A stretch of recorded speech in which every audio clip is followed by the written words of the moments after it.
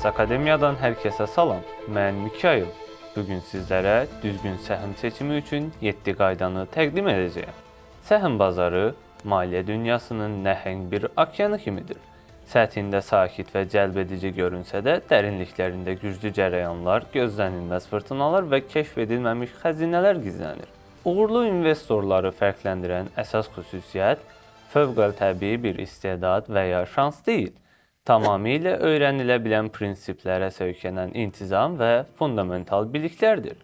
Onlar bilirlər ki, minlərlə şirkətin səhmləri arasından həqiqi dəyəri olanı tapmaq təsadüflərə buraxıla bilməyəcək qədər ciddi bir işdir. Bu, spekulyasiya, qısa müddətli qiymət ticarəti ilə investisiya, yəni uzun müddətli dəyər artımı arasındakı fundamental fərqi anlamaqla başlayır. İndi isə uğurlu investisiyanın 7 təməl qaydasını dərinliyinə qədər araşdıracağıq. Qayda 1. Şirkəti, biznes modelini və rəqabət üstünlüyünü dərindən anlayın. İnvestisiyanın qızıl qaydası anlamaqdır. Anlamadığınız biznesə pul yatırmayın. Prinsipi sadə səslənsə də investorların ən çox əməl etmədiyi qaydadır. İnvestisiya etməyi düşündüyünüz şirkət haqqında özünüzə bu sualları verin. Bu şirkət pulu necə qazanır? Müştəriləri kimlərdir? 5, 10, 20 il sonra bu şirkətin hələ də mövcud olacağına və gəlir əldə edəcəyinə inanırammı?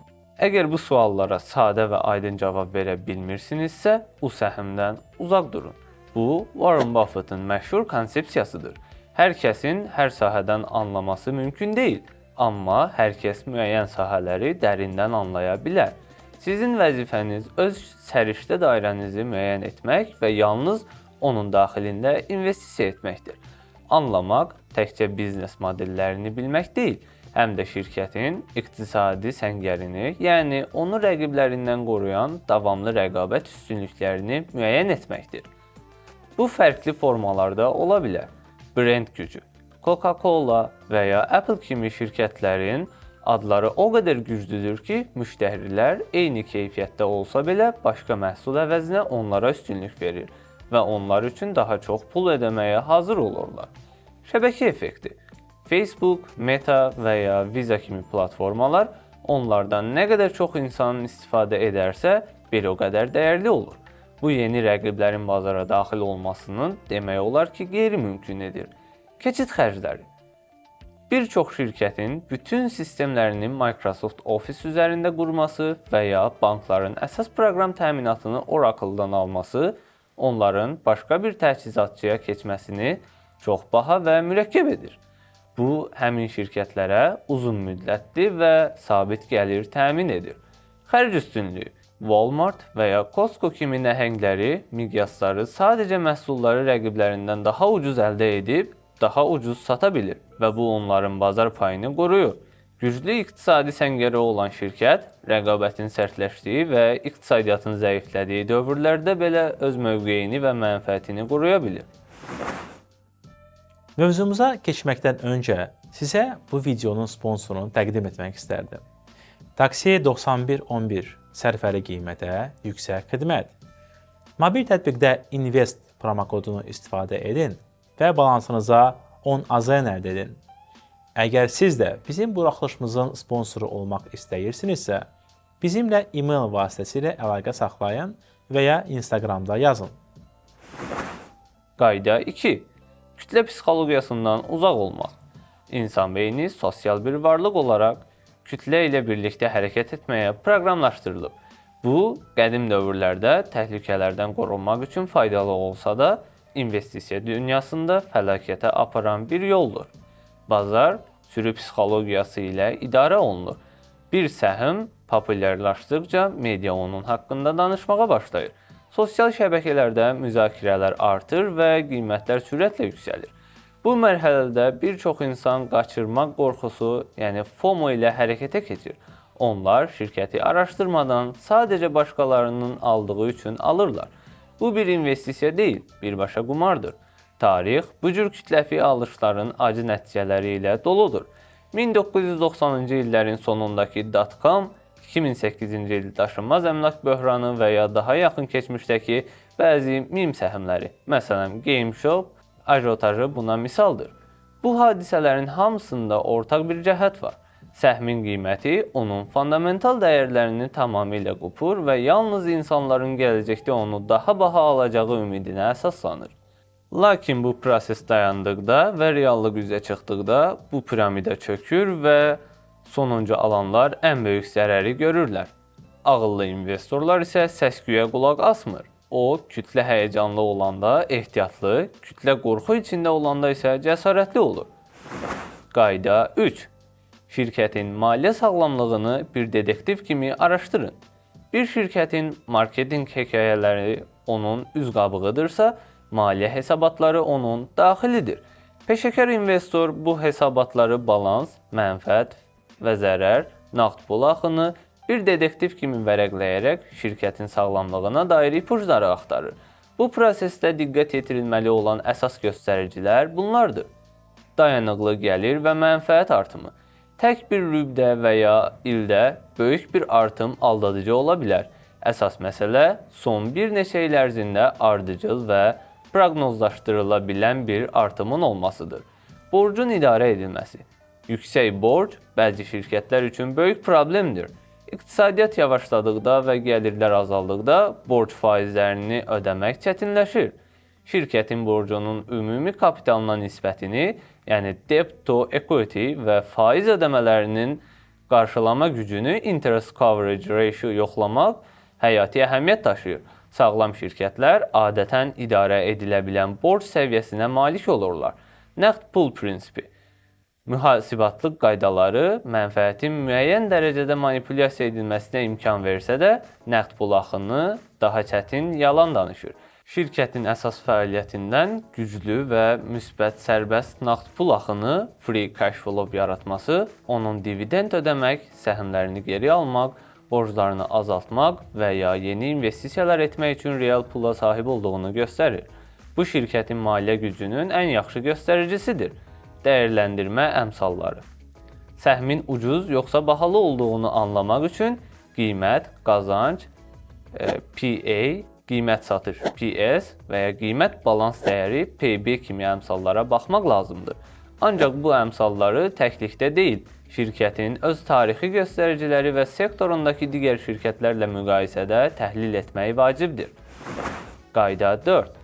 Böyüyən bazar hər kəsi qalib edər mifi.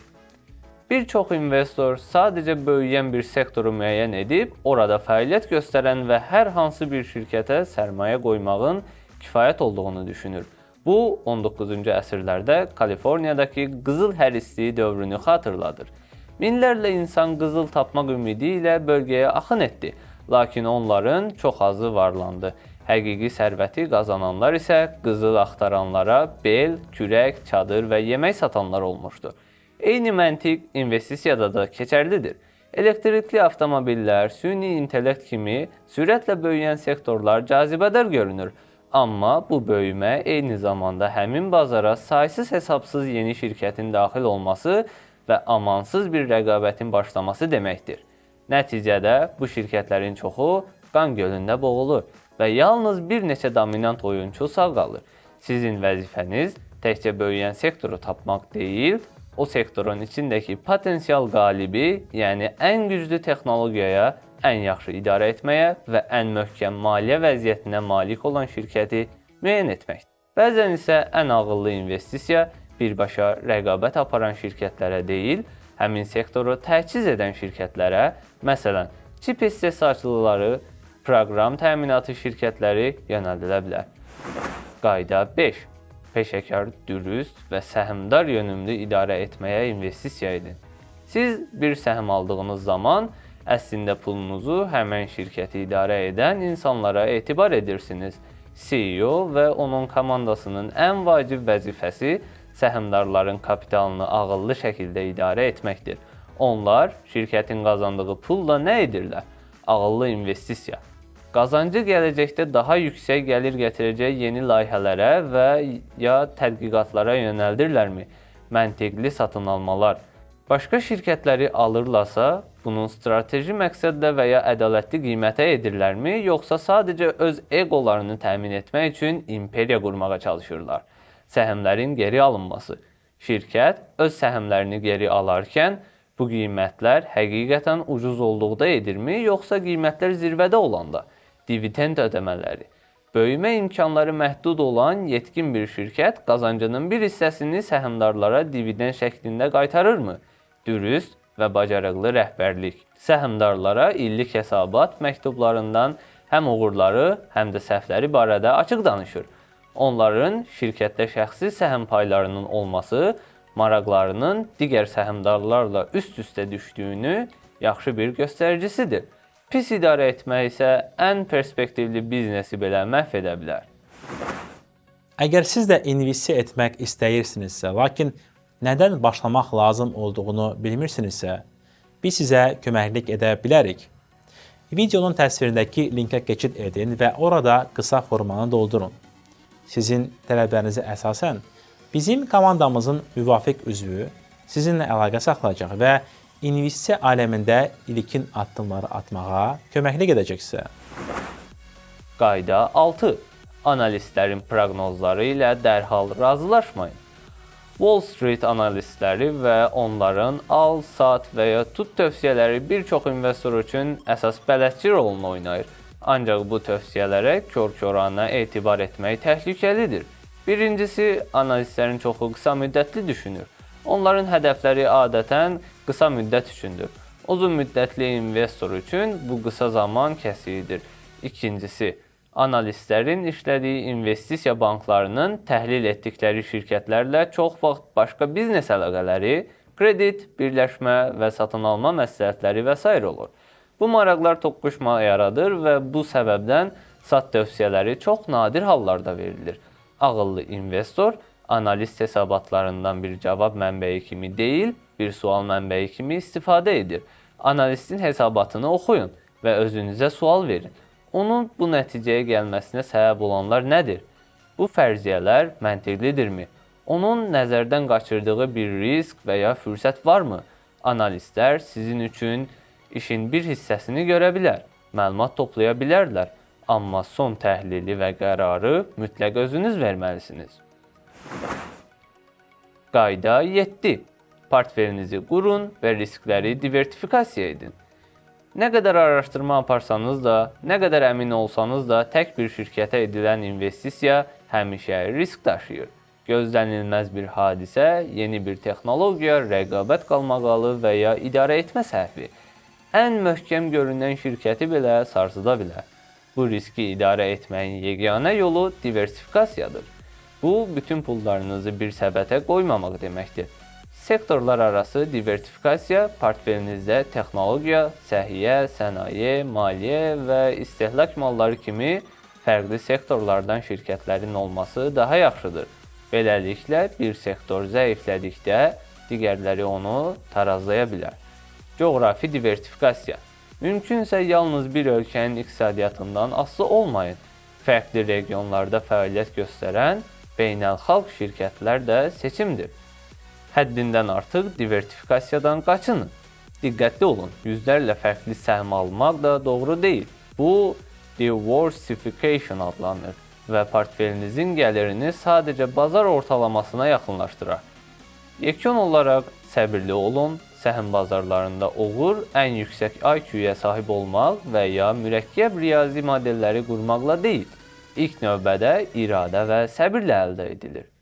Sizə təqdim etdiyimiz 7 qayda sizin üçün faydalı oldusa, videonu bəyənməyi, kanala abunə olmağı və bizim Telegram kanalımıza qoşulmağı unutmayın. Bugünlük bu qədər. Növbəti videolarda görüşənədək.